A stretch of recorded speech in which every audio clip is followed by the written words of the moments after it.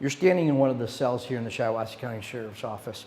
And as you can see, these bunks here are constructed of angle iron, tubed steel. There's many different surfaces. So the deputies, they'll come into the cell periodically to do cell searches to be sure there's no contraband or weapons. And unfortunately, just the mere design and construction of these, there's many different surfaces that the deputies have to check. So they'll wear gloves, but they have to physically check all locations and things like that.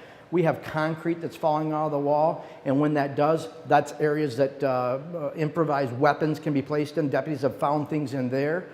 So many challenges to meet. In addition to the security aspect of it, there's health concerns. These are all surfaces that need to be wiped down and sterilized every now and then. And there's so many different surfaces. You know, we have a problem here at times with MRSA and other diseases. In a new, more modern facility, the cell has smooth surfaces, so there's the inability to tuck or hide weapons or things anywhere.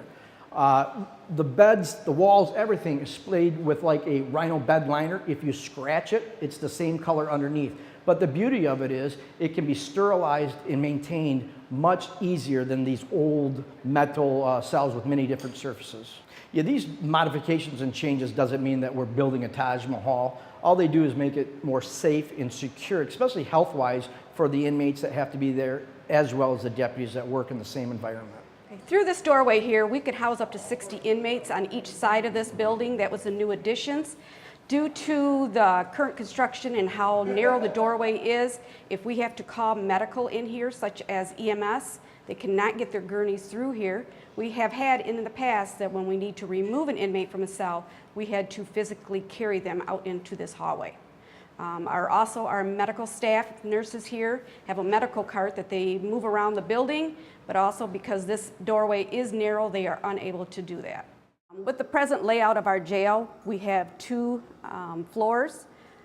We have to move inmates up to the rec room. They have to go up the stairs, as well as going in and seeing medical.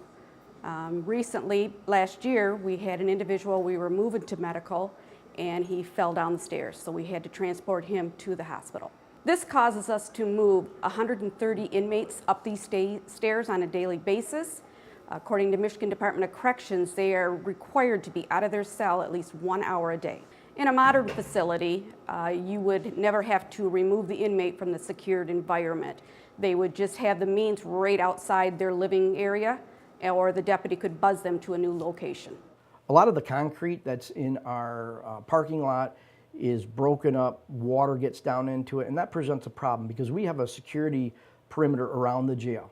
Now that security perimeter keeps people away from the jail for obvious reasons, but what happens is when that moisture gets down into the ground, it shorts out our perimeter gate, and that gate will open and then it won't close. So we have to wait till the ground dries up before that gate will close, unless we go out and pull the release on it and manually close it, which that's what we do. But we've had estimates to repair that in the thousands of dollars to dig that up and fix it. We've been self-inspecting this building for years, but the Michigan Department of Corrections came in last year and did a physical plant inspection. And what that inspection said was that this building is definitely needed to be replaced.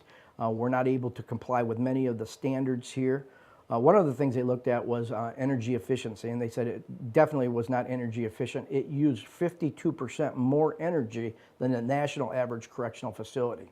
The cell conditions, they quoted as being in terrible condition. There was major plumbing issues. There was high levels of mold because of the fixtures and plumbing was leaking. There was many heating and cooling problems, as we mentioned earlier, with the sensors not working, the fluctuation of temperatures. The electrical was outdated and in violation, and the roof was in poor condition. Leaks were coming into some of the cells, and even in one of the inmate cells was filling up the electrical light with water, of course, and that was a fire hazard. After the Michigan Department of Corrections came in and did their inspections, the County Board of Commissioners ordered a jail feasibility study. And to nobody's surprise, the jail feasibility study summarized this building as not being feasible to continue use as a jail. They said that all systems were beyond their useful life, compliance with state standards was minimal, and that the cost of renovation exceeded the cost of building a new jail. 19 years ago, a feasibility study said that this jail needed to be replaced, and we've limped it on now for 19 more years with constant breakdowns and interruptions. And so when we proposed a new jail this year, many people were fast to judge. They said that we're trying to build a Taj Mahal for the inmates.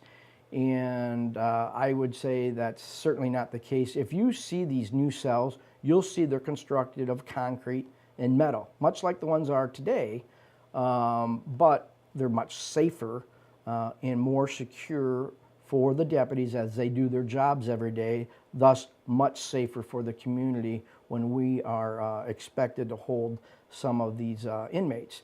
Some may not realize that there are very dangerous offenders that come through the Shiawassee County Jail. The first year I took office as sheriff, we had 5 murder suspects in our jail.